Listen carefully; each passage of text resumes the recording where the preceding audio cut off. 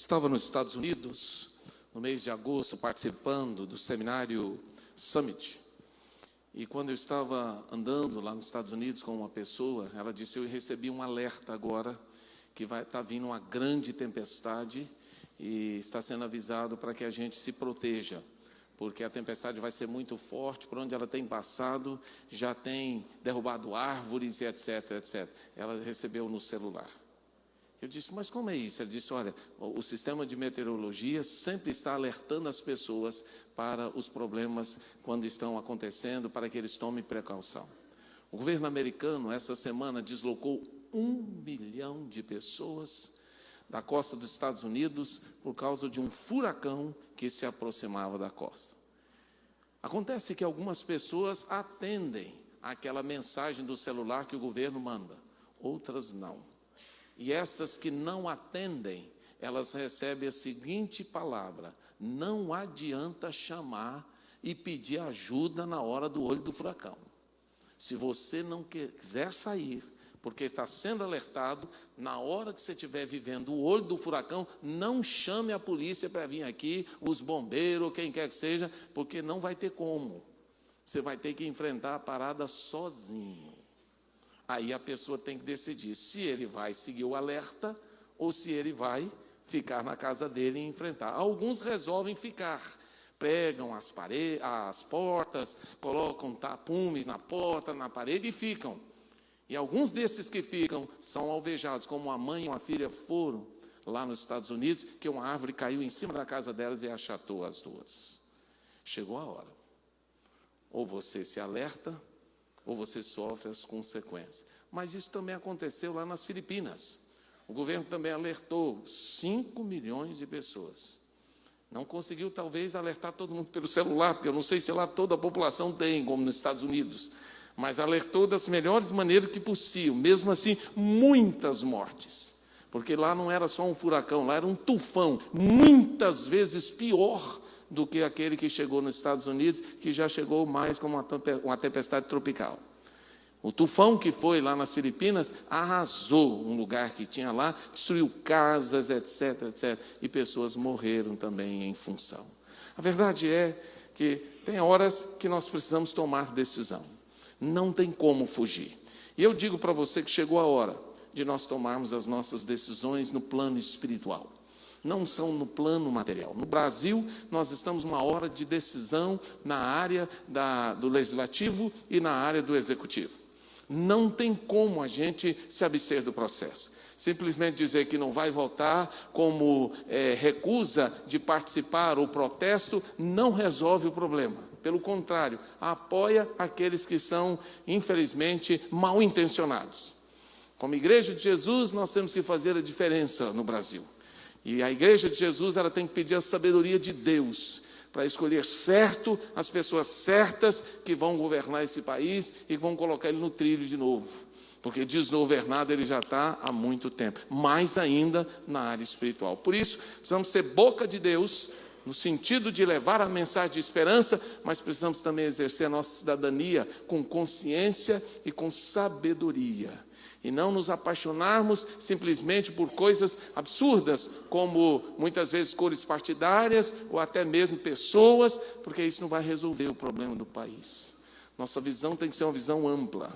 E a visão ampla tem que ser a visão do todo. Quem tem a visão do todo consegue enxergar mais do que tem a visão só do umbigo. Só aquela visão muito restrita, aquela visão de que se eu tenho dinheirinho no meu bolso, está bom. Mas eu não estou vendo os milhões de pessoas. Me choca quando chega ao nosso país, essa semana, um vice-presidente da África, trazendo milhões num avião. E a sua população está morrendo de fome. Me choca. Ouvir um negócio desse, ver uma coisa dessa, me choca profundamente. E eu fico pensando, o que um vice-presidente de um país africano vem para o nosso país fazer o quê com milhões na mala? Para fazer o que nesse país? Deixar a sua população toda morrer de fome e trazer os milhões para cá? Para quê? Me choca. E aí a gente precisa começar a orar e pedir a misericórdia de Deus, porque Satanás não é besta. O diabo não é besta. A Bíblia diz que ele anda em derredor buscando a quem possa tragar. E nós temos que estar alerta, porque o diabo quer a destruição desse país. O diabo quer minar esse país. O diabo sabe do potencial missionário, do potencial cristão, do potencial da igreja nesse país. O diabo sabe disso. E para destruí-lo não é muito difícil. É só os homens se deixarem levar pelas coisas efêmeras e esquecer de Deus. E nessa noite, eu quero pensar sobre esse texto da palavra de Deus, dizendo: chegou a hora. Chegou a hora de quê? De tomarmos decisões sérias sobre a nossa vida. Eu olho para esse texto e eu considero como um dos textos mais importantes do Novo Testamento. Eu diria que é um dos textos mais fantásticos do Evangelho. E por quê? Porque ele mostra uma realidade presente em nossa vida. Ele mostra distorções sociais. E a gente vê uma distorção social clara aí. Tem um cara muito rico e um cara muito pobre. Não é diferente muito do Brasil e de tantos outros lugares. Se você for no primeiro mundo, você vai ver gente pedindo esmola também. Se você for lá nos países de primeiro mundo, você vai também ver pessoas na rua pedindo, com a plaquinha lá, apresentando a plaquinha, dizendo: me ajuda, me dá alguma coisa. Eu vi isso nos Estados Unidos também. Eu estava passando na rua e tinha um camarada com uma placa pedindo ajuda. E isso também na Inglaterra, em tantos outros lugares, porque necessitados há em todo lugar. E é interessante que aqui a Bíblia fala de realidades que estão ali presentes naquele contexto. E o texto bíblico fala que esse texto também aponta para quê? Para a nossa finitude e ao mesmo tempo para a eternidade. São duas realidades. Ele mostra que todos nós somos finitos, mas que mostra que nós temos uma realidade. A pergunta que eu quero fazer a você nessa noite: qual é o maior tempo da sua vida? É aqui ou é na eternidade? Me responda. Onde você vai passar mais tempo da sua vida? Aqui ou na eternidade? E por que se prepara tão pouco para a eternidade? Se é mais lá, que você vai passar mais tempo, então sua preocupação tinha que ser com mais lá, e não aqui. Que aqui seu tempo vai ser no máximo 100, 150 anos, no meu caso 200 e outros aí, né? Vai ser o máximo, não mais do que isso. Agora a eternidade, como que vai ser? Então eu preciso começar a pensar: peraí, eu tenho uma finitude, ela é estabelecida, não tem como fugir dela, mas eu tenho uma eternidade, e onde eu vou investir mais? E esse texto também me mostra quais são as questões que precisam ser enfrentadas hoje, para que a eternidade não me pegue de surpresa. Para muitos, a eternidade se torna uma surpresa, e uma surpresa ruim, indigesta, uma surpresa que ele gostaria de não tê-la. Mas ela virá como surpresa, porque não se preparou para enfrentar a eternidade. O texto bíblico vai nos dizer que a primeira realidade que eu tenho que me ater com ela é sobre o fim da vida. Eu queria que você virasse para a pessoa do lado e falasse assim: sua vida vai acabar. Você tem prazo de validade. Não tem jeito. Você vai morrer. Meu irmão, não adianta. Você pode fazer de tudo. Não adianta. Você pode tomar todos os elixires da longa vida que tiver. Você pode tomar todos os remédios. Você pode assistir todos os programas. Um dia, sua vida vai acabar.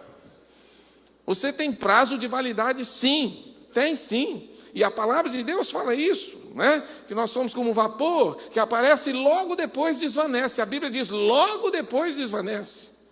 A palavra do Senhor é clara a esse respeito. E fica muito claro aqui nesse texto que a vida é muito efêmera. Perceba que Jesus faz questão de destacar duas pessoas que vivem vidas completamente opostas. O texto bíblico vai falar do o HR, que é o homem rico, que eu vou chamar de HR, e vou chamar do LZ, que é o Lázaro. Interessante que é o único texto na Bíblia que fala o nome de um mendigo, mas não fala o nome do rico. E Jesus deixa claro aqui nesse texto que o rico está no auge da sua potencialidade. Ele está no auge. O texto bíblico demonstra isso, que ele vive uma vida exuberante. Ele se veste de maneira exuberante. E não há nada errado nisso. Ele se veste de linho, de púrpura. E o texto bíblico fala que ele vive uma vida totalmente tranquila, regalada, etc. Em contrapartida, a palavra de Deus fala que Lázaro é uma vida em declínio. O rico estava em ascendência, o Lázaro estava em descendência. O Lázaro não vestia linho puro, ele vestia provavelmente uma roupa rasgada, velha, rota, porque ele não tinha recursos. A palavra de Deus fala que ele vivia provavelmente prostrado no chão, rasgado ali, sentado no chão, enquanto o rico estava lá celebrando a vida todos os dias. O rico vende saúde, Está bem de saúde, está tranquilo, não tem nenhum problema. O Lázaro está todo adoecido e cheio de chagas, cheio de feridas. A palavra de Deus fala sobre isso. E o texto bíblico diz que o rico é paparicado pelas pessoas que estão ao seu redor, os parentes, os amigos, os vizinhos, os colegas, porque quando a gente tem muito dinheiro, todo mundo é amigo. Já percebeu isso? Se você tem grana, todo mundo quer ser seu amigo. Se você tem poder, todo mundo quer ser seu amigo. As autoridades aqui sabem disso. Enquanto você está no poder, você é uma coisa. Saiu do poder, já era. As pessoas não te conhecem, não sabem quem você é. E o rico vive essa realidade. Está cercado de gente, está cercado de pessoas ali, todos como querendo alguma coisa e participando daquelas benesses. E o Lázaro? A Bíblia diz que ele está cercado, mas ele está cercado de quê? De cães. E os cães que estão cercando o Lázaro vêm para lamber sua chaga. Você já pensou? Você está cheio de chaga e tem um cão lambendo a sua chaga? Talvez Jesus estivesse exacerbando isso aqui, mas para dizer que Lázaro só tinha cães do lado dele, ele não tinha amigos, ele não tinha ninguém que pudesse fazer nada por ele não tinha ninguém que cuidasse das suas feridas, ele não tem ninguém que pudesse ali oferecer um remédio, nada. São vidas diametralmente opostas. A Bíblia diz que enquanto o rico está saciado e banqueteando-se, o Lázaro tem desejo de comer as migalhas. A Bíblia diz que ele não comia, não, ele tinha desejo de comer. Nem comer não comia. Ele tinha desejo, eu imagino que ele ficava sonhando, que, puxa, aquele pão que o cara comeu ali, sobrou alguma coisa, jogou no lixo, podia me dar. Ele ficava sonhando com aquelas comidas que sobravam da mesa do rico, ou que caía no chão, ficava sonhando, desejando comer aquele dia. O rico estava lá, diz a Bíblia, e quer dizer o quê? O que Jesus quis dizer com essa realidade? Bem, Jesus quis dizer que sendo rico, sendo pobre, sendo sábio, sendo ignorante, sendo preparado ou não, sendo lindo, feio, gordo ou magro, um dia a morte vai chegar. E ela chegou para os dois, e chegou ao mesmo tempo. A palavra de Deus fala que a morte veio para o Lázaro e a morte veio para o rico. Mas teve uma diferença. A Bíblia diz que o Lázaro foi levado pelos anjos. Mas a Bíblia não diz que o rico foi levado pelos anjos. Os anjos não escoltaram o rico até a eternidade. A Bíblia diz que ele só foi escoltado até o cemitério. E mais nada, ele foi sepultado, ponto. A vida dele terminou, foi sepultado. Talvez a vida dele, na lápide dele, tinha o ano que ele nasceu, o ano que ele morreu e ponto. Uma vez a Carla, minha filha, falou uma coisa para mim, e teve uma palestra aqui, que uma pessoa explorou isso, né? A questão do nascimento, do tracinho e da morte da pessoa. E ele explorou essa ideia. Esse tracinho é o que nos divide entre a vida e a morte. É o tracinho. O que está ali naquele tracinho de vida ali? O que tem naquele espaço entre a vida e a morte? Nas casos desse homem aqui, só havia opulência. No caso do outro, só havia sofrimento. Mas a Bíblia fala que há uma diferença entre eles, e nós vamos aprender durante essa palavra isso. Mas a primeira questão que nós precisamos nos ater a ela é que a vida vai passar. É que a vida vai chegar um dia ao seu fim. O fim da vida é uma realidade. A pergunta é, você está preparado para isso? Você está preparado para partir hoje, se o Senhor convidar você, se você for chamado? Eu perguntei na minha sala hoje de manhã, as pessoas só morrem porque estão doentes? E eles falaram, não. Eu falei, por que as pessoas morrem? Por acidente, por infartos inesperados, por aneurismas inesperados, por uma bala perdida, por qualquer outra circunstância as pessoas morrem. E é verdade. A gente não morre só porque está doente, não. É possível que você esteja em plena saúde, como esse rico, e venha a partir. A Bíblia não diz a causa da morte dele, mas diz que ele morreu. Alguma coisa aconteceu com ele. Lázaro que está doente, mas também não diz que foi por causa da doença, mas diz que ele morreu. Ambos morrem. Jesus quer dizer, rico ou pobre, morre. Gordo ou magro, morre. Adolescente ou adulto, morre. Criança, morre. Todos vão enfrentar a morte. Mas há uma segunda realidade que nós temos que nos ater a ela, estar com ela. A Bíblia chama a gente para abrir os olhos. E eu queria que você perguntasse à pessoa do lado, você está com os olhos abertos? Pergunta aí. Não tem nada a ver com Álvaro Dias. Com quanto o Álvaro Dias está pedindo para você abrir o olho, mas ele está pedindo para você abrir o olho num certo sentido, eu estou falando no outro, né? A pergunta é, você está com os olhos abertos? Aquela pessoa está com os olhos abertos? O que vocês acham da figura? Não. Tem um desenho aqui na mão dele, mas ele não está com os olhos abertos. Muitas vezes nós não estamos com os olhos abertos. Sabe aonde o rico abriu os olhos? Lá no Hades, no inferno.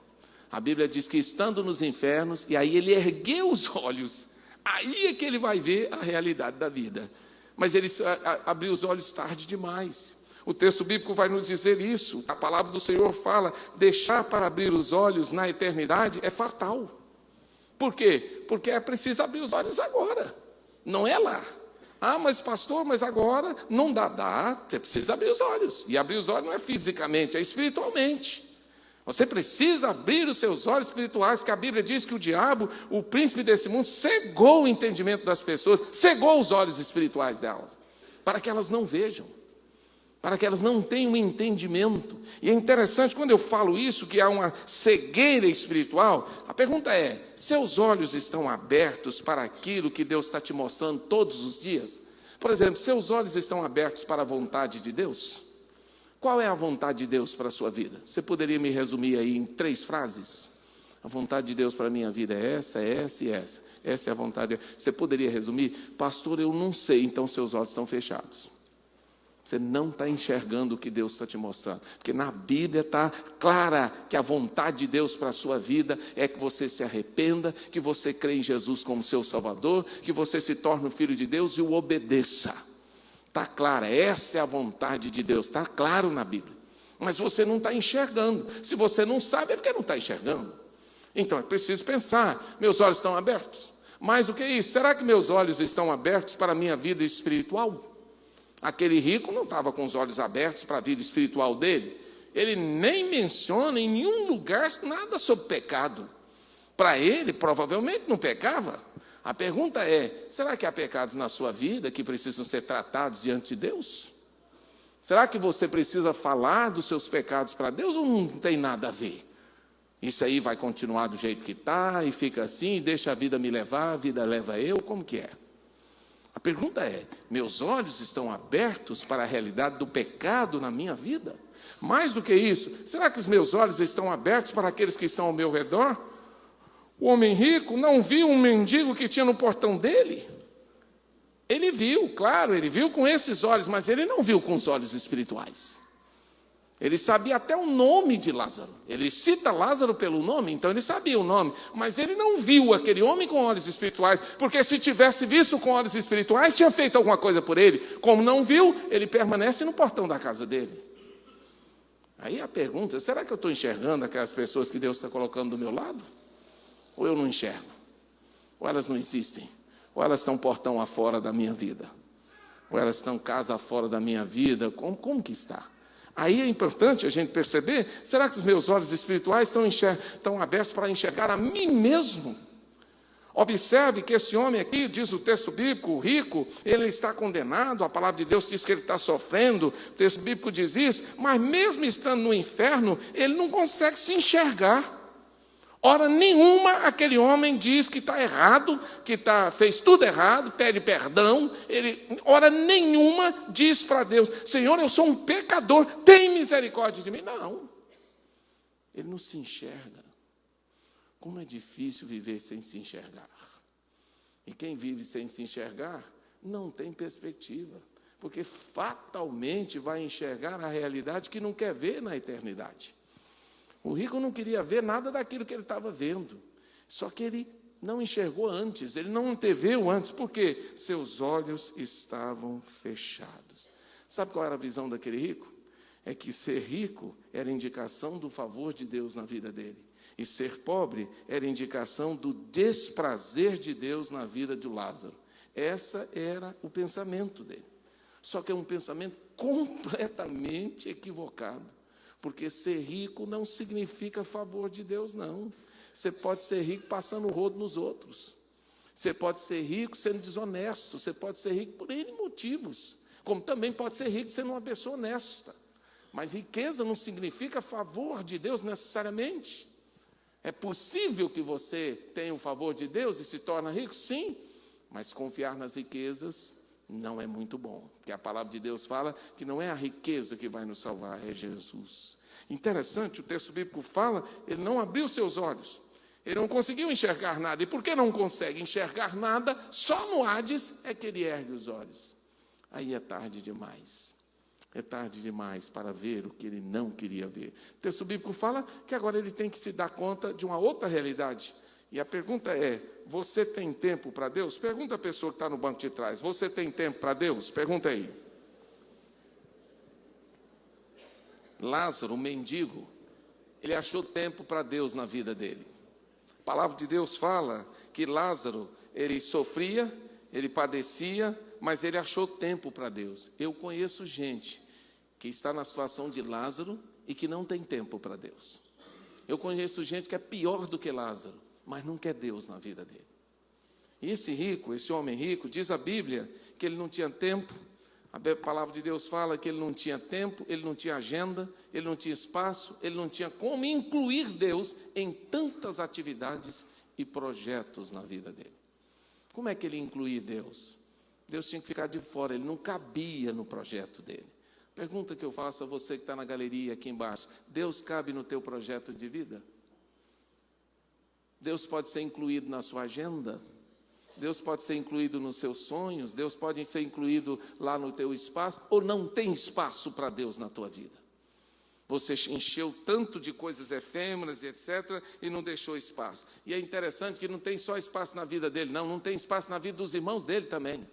Da família dele também, não tem espaço para Deus naquela vida. E como não tinha espaço para Deus, ele não buscava a Deus. Sabe qual foi os 2 momentos que esse homem vai buscar a Deus? Quando ele está no inferno. Ele levanta 2 clamores no inferno. Primeiro clamor que ele levanta no inferno, abra sua Bíblia aí, vamos lá. Vamos ver o primeiro clamor que ele levanta lá no inferno a Deus. A palavra de Deus fala que, tendo chegado lá, ele levanta o primeiro clamor, 24, versículo 24. Lucas 16, 24. Pai Abraão, o que ele fala? Tem misericórdia de mim. Ele quer a misericórdia de Deus, porque ele sofre. Ele quer a misericórdia de Deus, mas nunca usou de misericórdia com Lázaro. Nunca. Mas ele quer a misericórdia de Deus. E ele fala assim: Pai Abraão, tem misericórdia de mim. E aí o texto bíblico prossegue. E ele fala assim: manda ou envia Lázaro para que molhe a ponta do dedo e refresque a língua. Agora ele acha que ele está numa posição que ele tem que mandar o Lázaro servi-lo. Nunca serviu a Lázaro, agora ele quer que o Lázaro sirva. E é interessante que ele quer que o dedo de Lázaro molhe a língua dele. O dedo de Lázaro, que estava lá querendo uma comidinha da mesa dele, nunca recebeu uma comida. Agora ele quer que o dedo do Lázaro molhe a língua dele. Uma coisa estranha, né, irmãos? Esse é o clamor desse homem. Eu estou aqui, eu preciso de ajuda, eu preciso de misericórdia, eu preciso que o Lázaro venha aqui, eu preciso que ele molhe a ponta do dedo dele, eu estou nessa chama, eu estou nesse tormento, estava atormentado. E ele estava precisando de ajuda. E aí você vai dizer: pastor, esse é o único clamor dele? Não, tem um outro. O outro clamor dele é interessante, a palavra de Deus fala lá no versículo 28, eu tenho 5 irmãos, manda Lázaro ir lá avisar eles, para que eles também não venham para esse lugar. Ele nunca se preocupou com ninguém, agora está se preocupando com os irmãos, porque ele sabe que os irmãos estão indo no mesmo caminho com ele, porque os irmãos dele também não tinham tempo para Deus. Quem não tem tempo para Deus, não tem agenda, não tem espaço, não tem como incluir Deus na sua vida. Esse homem não tinha como incluir, o problema dele é que não teve tempo para Deus, e aí ele vai buscar Deus na hora errada. E a palavra de Deus fala que tem uma hora errada para a gente buscar Deus. Vamos ler o que diz Isaías 55, 6? Alguém pode ler para mim? Isaías 55, 6. O que diz aí, nesse texto? Buscai ao Senhor enquanto se pode achar, invocai-o enquanto está perto. De novo, buscai ao Senhor enquanto se pode achar, invocai-o enquanto está perto. Será que tem uma hora errada que a gente pode buscar a Deus? Tem. A Bíblia diz que é para buscar enquanto se pode achar. Hoje você tem a oportunidade. Por isso que a sua oportunidade chegou. A hora certa é agora. O dia é agora, a tua hora chegou. Mas será que pode passar? Vai passar essa oportunidade? Vai. Quando é a hora errada? Aí a hora errada é quando a oportunidade passou. Você teve a oportunidade, você que veio a essa igreja, tem a oportunidade hoje de buscar a Deus. Hoje. Agora, amanhã cedo você já não tem mais. Hoje à noite você já não tem mais. E talvez essa semana não tenha mais. E talvez no mês que vem também não tenha. Hoje você tem a oportunidade. A oportunidade ela vai passar. Então tem que buscar a Deus na hora certa. E não depois que a oportunidade passou. Outra coisa. Qual é a hora errada para buscar a Deus? Na hora que a porta da graça fechou. O que é isso, a porta da graça? Na hora que não tem mais como você buscar. Lembra daquela parábola do noivo? Tinha a parábola das 10 virgens, que o noivo vem, e então elas são chamadas para se preparar para ir ao encontro do noivo, para que ele escolha qual é delas que vai casar. 5 delas estavam preparadas e 5 não estavam. As 5 que estavam preparadas entram para aquele momento, e as outras 5 chegam atrasadas, e elas batem na porta, e elas querem entrar. Abre a porta, e de lá de dentro veio uma voz, não tem mais jeito, a porta já está fechada. Querido, a porta vai se fechar. E quando é que a porta fecha? Quando você parte. Não tem oração, não tem reza brava, não tem missa, não tem culto, não tem despacho, não tem nada que mude a tua condição depois de você morrer. Não adianta. Pode queimar todas as velas da terra, todas. Pode pôr todos os pastores para orar por você, todos os padres, todos os feiticeiros, qualquer coisa que você quiser, todos os despachos. Não muda a tua condição. A porta fechou. E se fechou, acabou a oportunidade. Aí não tem jeito. E quando é aqui, então, pastor, eu não vou poder mais buscar? Sim, essa hora é a hora errada de buscar, porque não está como. O texto bíblico ainda fala que nós não podemos mais ser atendidos. Vai ter uma hora que a gente não vai poder mais ser atendido por Deus. Que hora é essa? Nessa hora aqui, ó, que esse cara está dentro do inferno. Ele está orando, ele está pedindo, ele está clamando. Qual dos clamores dele foi atendido? Nenhum. E por que nenhum foi atendido? Porque não tem mais como ele ser ouvido. Nenhum dos clamores dele foi atendido. Abraão não derramou misericórdia sobre ele. Deus não derramou graça sobre ele. Lázaro não foi lá. E os irmãos dele também não foram avisados. Por quê? Porque não tem clamor no inferno que seja atendido. Deus, me tira daqui, não tem mais jeito. Deus, eu quero pedir que o Senhor me ajude, não vai ter jeito. Não tem como. O clamor é agora. A hora é agora, o momento é agora, porque essa é a busca da hora errada, a hora que não vai ajudar você. Ainda, nós precisamos nos confrontar e perguntar de que lado nós estamos. Perceba que a palavra de Deus fala de um abismo. Diz que lá na eternidade tem um abismo entre o céu e o inferno. E a palavra de Deus fala que esse abismo que separa o céu e o inferno, ele é algo interessante. O que a Bíblia diz? Não pode ser removido, não pode ser destruído e não pode ser ultrapassado. Como? Não tem como ultrapassar. Tem um abismo entre o céu e o inferno. É um abismo. E é interessante, e você pode observar aí, que o homem rico está enxergando Lázaro, está pedindo ajuda lá, mas Lázaro não está olhando para o inferno, não. Lázaro não está vendo ele, lá sabe por quê? No céu, a gente não tem a perspectiva do inferno, não. Porque se você estiver no céu, vendo seus familiares no inferno, o céu deixa de ser céu. Não vai nunca ser céu para você, porque você sempre vai ficar com tristeza no coração, sabendo que seus familiares estão no inferno. Até porque no céu não se casa e nem se dão em casamento. A Bíblia diz isso. Mas o céu, a perspectiva do céu, não é de ver a desgraça dos outros, não. É de ver a glória de Deus. É de estar na presença de Deus, é de saciar com o Senhor. Mas quem está no inferno, aí sim. Aí ele vê o lugar que ele está, aí ele sofre, aí ele lembra, aí ele vê que ele perdeu a oportunidade e ele se preocupa, e aí, mas não tem mais jeito, não tem mais recurso. O texto bíblico fala, e a palavra de Deus é clara, que não tem como a gente ultrapassar o abismo pela nossa bondade. Talvez aquele homem pudesse falar assim, mas eu mereço passar por esse abismo aí, porque eu fui muito bom na terra. Bom para quem? Tinha um mendigo na porta dele. Talvez tenha sido bom para os irmãos dele, para a família dele, mas não foi bom para ninguém. Mesmo que fosse, não poderia passar pelo abismo. Talvez ele pudesse dizer assim, mas espera aí, eu fiz muito boas obras, mas as boas obras não levam você a ultrapassar o abismo.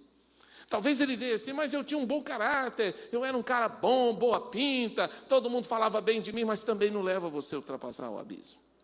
O abismo entre o céu e o inferno, ele é intransponível. palavra de Deus fala que Abraão disse a ele assim: olha, os que quisessem passar daí para aqui não podem, nem os daqui para ir. Primeiro, que quem está no ferro não quer ir para o inferno. E segundo, que os que estão no inferno, que quisessem vir para o céu, também não tem chance, porque não tem como. Aí, meu irmão, aí a gente precisa começar a pensar: será que eu vou deixar para decidir essa ponte lá, ou eu vou fazer a ponte aqui?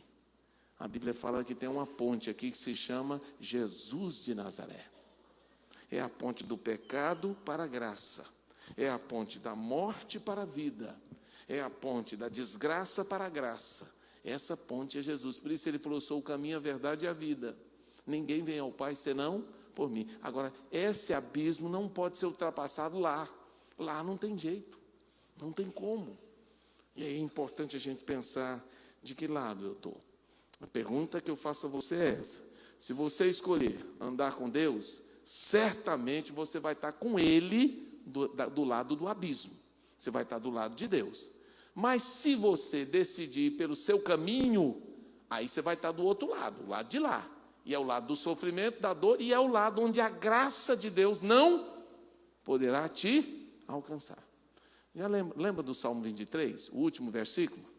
Certamente que a bondade e a misericórdia do Senhor me seguirão todos os dias da minha vida, e habitarei na casa do Senhor por longos dias. Essa é a certeza de quem anda com Deus.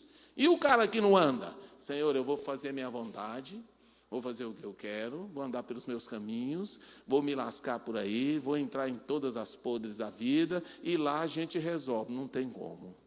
Não dá para resolver lá.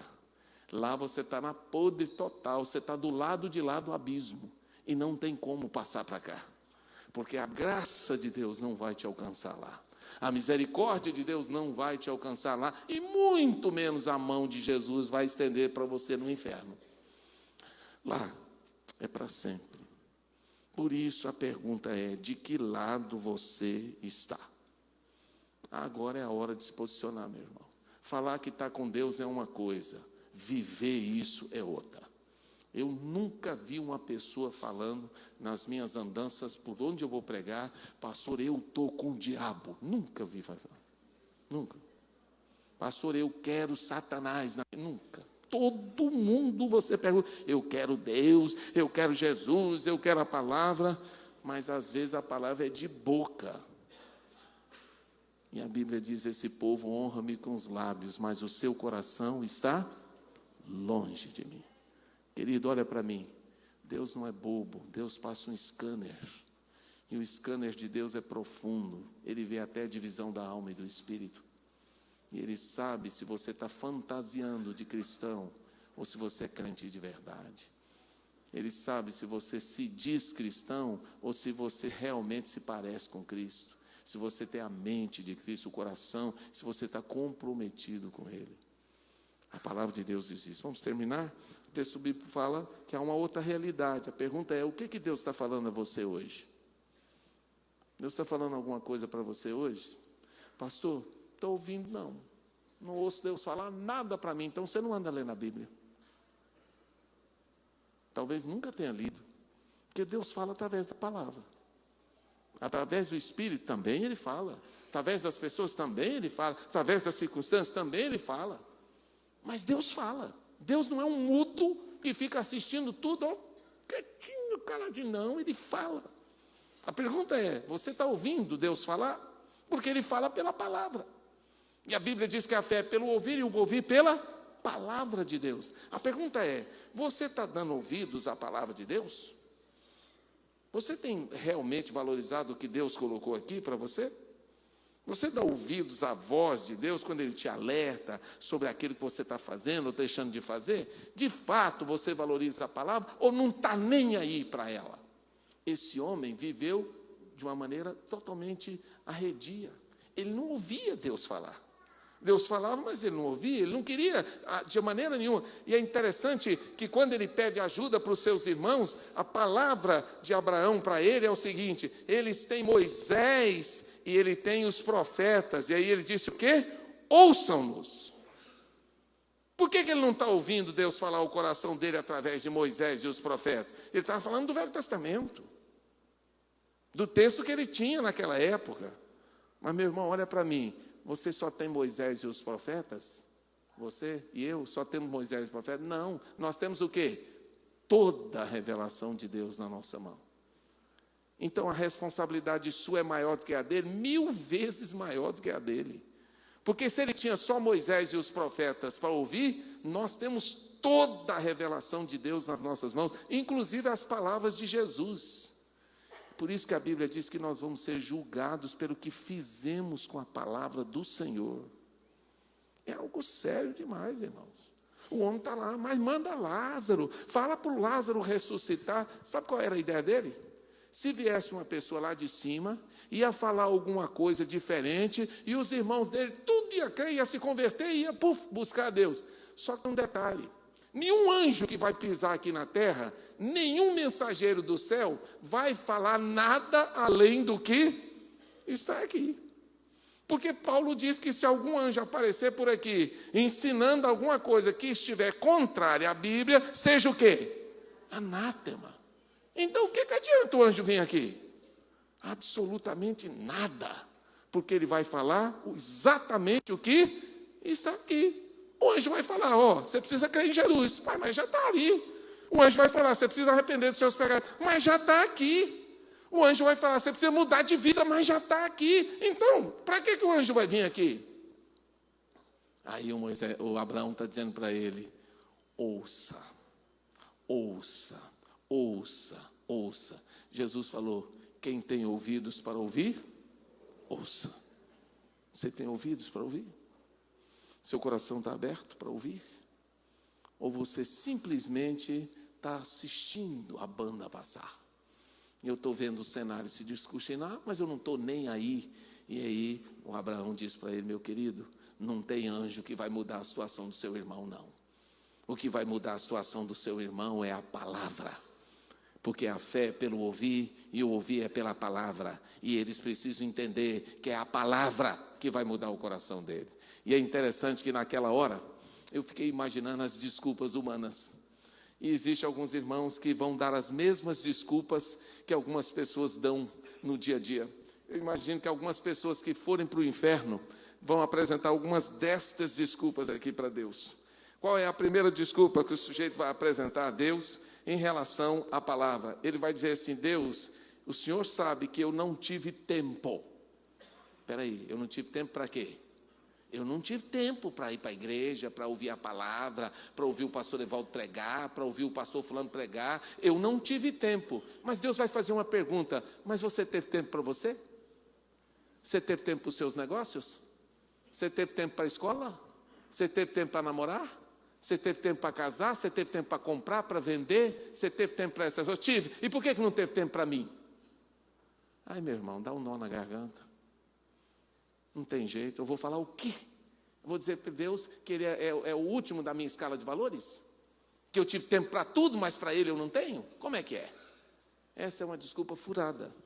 Eu diria furadíssima. Mas talvez você vá para essa. Senhor, eu não entendia direito a palavra. Lia, não entendia nada. Aí eu entendi, aí eu falei, vou deixar esse trem para lá, como diz o mineiro. Mas, querido, a palavra é clara. É difícil compreender que Jesus Cristo veio para morrer na cruz por você? É difícil compreender que você é um pecador e precisa se arrepender e entregar a sua vida a Ele? É difícil compreender que você precisa obedecer a Deus? É tão difícil assim? Essa desculpa não convence a Deus. Dizer que a palavra é difícil de compreender, não. Tem muita gente que pode ensinar a palavra para você. E se você ler a palavra, o Espírito Santo diz, ele vai te guiar a toda verdade. O Espírito Santo não vai deixar você se enganar. Mas eu não compreendia sim. Você compreendeu coisas muito mais difíceis. As coisas que interessavam você compreendia. As que você não queria. Então, dizer que não compreendia é muito pífia a resposta. Talvez você vá para a terceira. Senhor, eu tinha um pensamento errado. Eu estava pensando que estava certo. Eu estava vivendo a minha vida, mas eu pensava que estava certo. Sim, mas a Bíblia não fala que você vai ser julgado pelo que você pensa que é certo. A Bíblia diz que você vai ser julgado segundo a reta justiça de Deus. Então, se você pensa que está certo, é hora de rever seus valores, querido. Porque pensar que está certo não significa que está certo, não. Pensar que você é o rei do mundo não significa que você está certo, não. Você tem que mudar o seu conceito. O seu pensamento não é o pensamento do Senhor. Diz a Bíblia, os meus pensamentos são mais altos do que os seus pensamentos. Os seus são lá embaixo. E os de Deus? Então, você tem que aferir. Seus pensamentos têm a ver com os pensamentos de Deus? Vamos adiante um pouquinho. Talvez você vá para esse aqui, ó. O último argumento.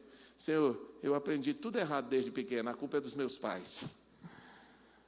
E aí você diz, eles me ensinaram tudo errado, eles me ensinaram a idolatrar imagens, eles me ensinaram a feitiçaria, eles me ensinaram a não ter Deus, eles me ensinaram a ser ateu, eles me ensinaram isso, eles me ensinaram aquilo. E o Senhor vai perguntar, e o que mais os seus pais te ensinaram que você corrigiu na sua vida? Provavelmente seus pais te ensinaram algumas coisas, por exemplo, a mentir, a pegar as coisas dos outros. Talvez seus pais ensinaram você a passar os outros para trás. Você corrigiu isso na sua vida? Corrigiu. E por que não corrigiu as outras coisas também? Porque o meu pai pode ter me ensinado coisas certas e coisas erradas. E eu posso ter evoluído, crescido, amadurecido, e aí eu resolvi repaginar a minha vida. E se eu repaginei minha vida, eu vou me corrigir naquilo que eu sei que está errado. E por que eu não vou me corrigir na área espiritual? Essa conversa não é uma conversa para uma pessoa madura, não é? Fica parecendo muita infantilidade na área espiritual. E é importante a gente pensar, esses argumentos não vão convencer o coração de Deus, não vão ajudar você. O texto bíblico fala, quais são as desculpas que você pode apresentar a Deus para não buscá-lo hoje em seu coração? Aquele homem não tinha desculpas, ele não tinha o que dizer. Ele ouviu as respostas de Abraão e ficou calado. Porque ele não ouviu a palavra no tempo certo, não deu atenção a Deus no tempo certo e perdeu toda a oportunidade de sua vida. E eu quero terminar. O fim da vida vai poder chegar a qualquer momento para você e para mim. Qual é o valor que a vida tem para você? Se você ama a sua vida, então você precisa valorizá-la. E valorizá-la significa colocá-la nas mãos de Deus. Não há desculpa que você possa inventar. Não há desculpa que você possa apresentar a Deus, seja negligência, indiferença, incredulidade, ignorância, que vai convencer Deus, porque você não buscou. Terceiro, Jesus deixa claro aqui, claramente, que é para ouvir Moisés e os profetas. E ele diz, será que você tem tempo para se relacionar com Deus pessoalmente? É possível você separar tempo para se relacionar com Deus pessoalmente? Será que você está disposto? Ou será que as outras coisas já roubaram o tempo de Deus na sua vida? Por último, de que lado você está? Do lado da graça e da misericórdia ou do lado da tristeza e da condenação eterna? Essa decisão é da agora. É da agora. Veja bem que estar dos lados que nós vamos estar é decisão. É eu que tomo a decisão. Não é o Senhor quem toma para mim. E o texto bíblico nos mostra que Deus está incomodado com você, com a palavra, e Ele está chamando você para mudar de vida e confessar suas faltas, arrepender e buscar a Ele de todo o seu coração. Deus está preocupado. Se não fosse a preocupação de Deus, Jesus não contaria essa parábola. Jesus só contou essa parábola porque o céu é uma realidade, o inferno também é. Jesus só contou essa parábola porque tem gente buscando e tem gente que não está buscando. Uma pessoa virou para mim, e eu quero terminar com essa palavra, e disse assim, mas o Senhor falou para o rico que Ele deu para ele muitas coisas, e por isso ele foi para o inferno, e Ele não deu para o Lázaro, e por isso ele foi para o céu. Eu falei, você leu tudo errado. Não é isso. O que Jesus disse para ele é o seguinte, qual foi a maneira que você agradeceu a Deus por tudo aquilo que Deus acrescentou na sua vida? Qual foi a forma que você encontrou para honrar a Deus por todos os privilégios que Deus te deu? Qual foi a forma? Ele não encontrou. Ele disse, e qual foi a forma que Lázaro encontrou para honrar a Deus por todos os sofrimentos que ele enfrentou? Qual foi a forma que Lázaro enfrentou, que ele honrou a Deus pela enfermidade dele? Qual foi a forma que ele encontrou? Lázaro encontrou o refúgio em Deus. Ele diz, mesmo sofrendo, Deus, mesmo passando fome, Eu quero te buscar. Eu sei que o Senhor me ama, que o Senhor vai cuidar de mim. E Deus deu a resposta a Lázaro. Mas aquele que tinha abundância, ele não tinha tempo para buscar, não tinha tempo para agradecer. É isso que Jesus falou. Ele não disse que o rico foi para o inferno porque era rico. E nem que Lázaro foi para o céu porque era pobre. Não, o céu não é dos pobres. O céu é de quem busca. E buscar-me-eis e me achareis quando me buscardes de todo o vosso coração. Você crê nisso? A hora chegou. A hora de você posicionar. Você quer estar com o Senhor aqui na eternidade? Você quer buscá-lo de todo o seu coração? Você quer arrepender dos seus pecados? É a hora. É agora.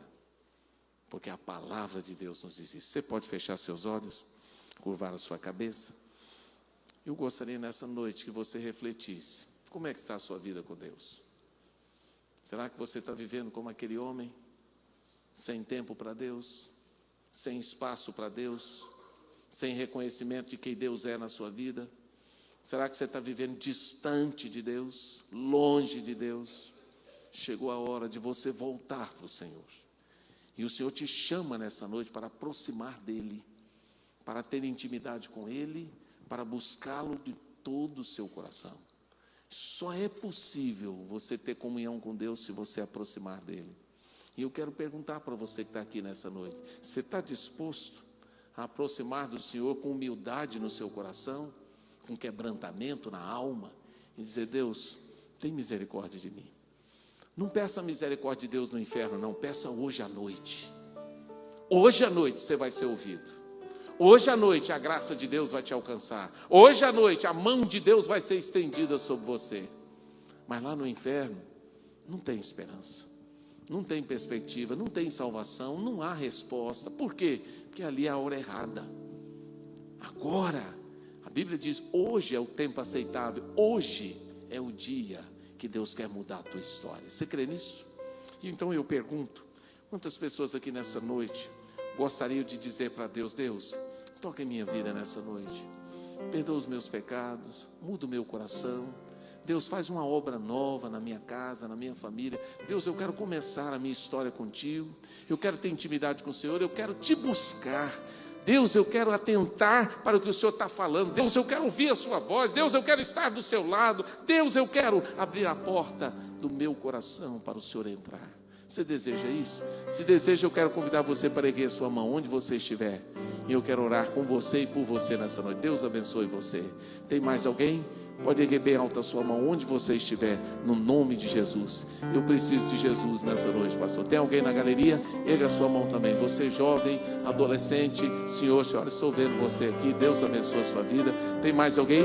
Pode erguer bem alta a sua mão. Eu preciso de Jesus nessa noite. Eu quero colocar a minha vida nas mãos do Salvador Jesus. Eu quero entregar a minha vida a Ele. Eu quero buscar a Ele. Eu quero, juntamente com a minha família, colocar a minha vida nas mãos dEle. Eu quero que Ele faça milagres e maravilhas na minha casa. Você deseja isso, querido? Erga a sua mão. Pode erguer bem alto e depois abaixar. Onde você estiver. Tem alguém aqui, lá embaixo? Deus abençoe vocês dois. Glória a Deus, aleluia. Deus abençoe vocês aqui. Tem mais alguém? Mais alguém aqui embaixo? Tem mais alguém? Pode erguer bem alto a sua mão. Há poder no nome de Jesus. Eu creio nisso. Então eu quero convidar vocês para ficarem em pé. Eu quero convidar você que ergueu a sua mão aqui para vir aqui à frente. Eu queria orar com você. Se você puder, vem aqui à frente agora. Você que ergueu. Vocês aqui podem descer aqui um pouquinho para a gente fazer uma oração junto. Vocês que ergueram a sua mão, pode vir aqui. Vem aqui, por favor. Desce aqui embaixo. Eu queria que você que não levantou a sua mão, mas precisa dessa oração nessa noite, sai do seu lugar, vem aqui à frente, dá um passo de fé aqui, vem aqui, coloca a sua vida diante do Senhor, diga para Ele: Deus, cuida da minha vida, derrama a sua graça sobre o meu coração. Vem aqui, por favor. Quero orar com você nessa noite, pedindo ao Senhor que dê vitória a você, que derrame graça sobre o seu coração, que perdoe os seus pecados, que fortaleça a sua fé, que faça milagres na sua vida. Vamos cantar esse cântico bem baixinho. Sonda-me, Senhor. Você pode vir? Onde você estiver. Você que ergueu a sua mão, você que não ergueu. Vem aqui agora, esteja aqui na frente. Vamos orar juntos aqui diante do Senhor. Vamos pedir a vitória de Deus. Sai do seu lugar. Dá o teu passo de fé agora. Pode vir aqui. Vem aqui, por favor. Enche-me até que me se ache só a ti. E então, fica aqui, por favor.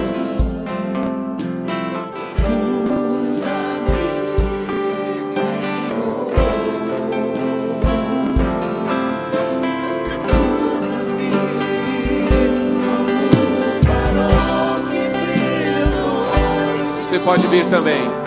Dá o teu passo de fé agora. Diga para o Senhor: eu creio nas tuas promessas, eu creio no teu poder, eu quero o milagre do Senhor em minha vida, nessa noite. Eu quero ser usado, eu quero ser transformado, eu quero ser abençoado. Você pode vir, e em qualquer lugar. Eis aqui a minha vida, Senhor.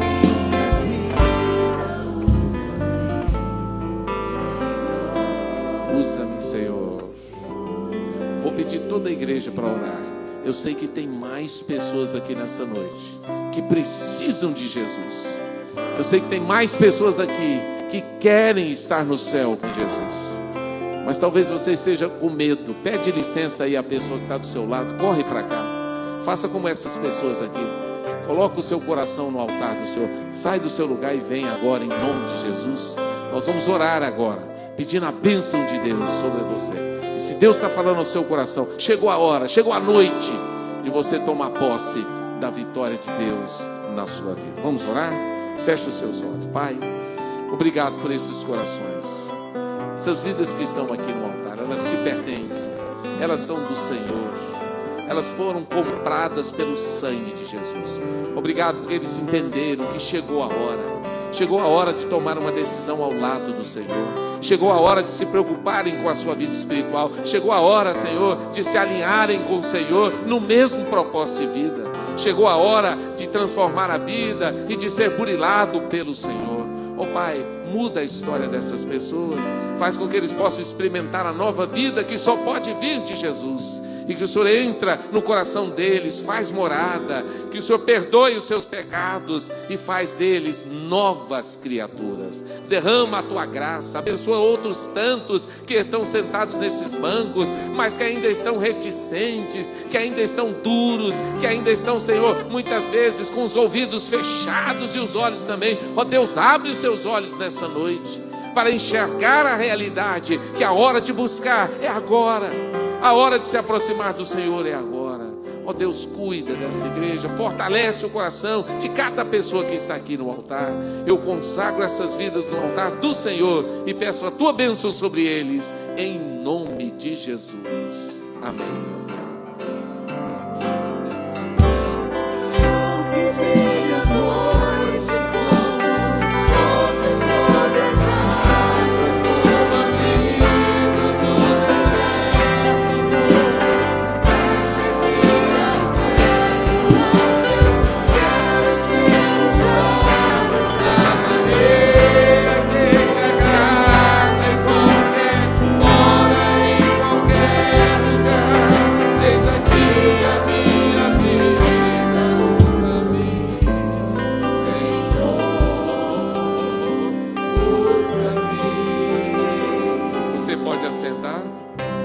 Convidar o irmão Saulo para vir aqui.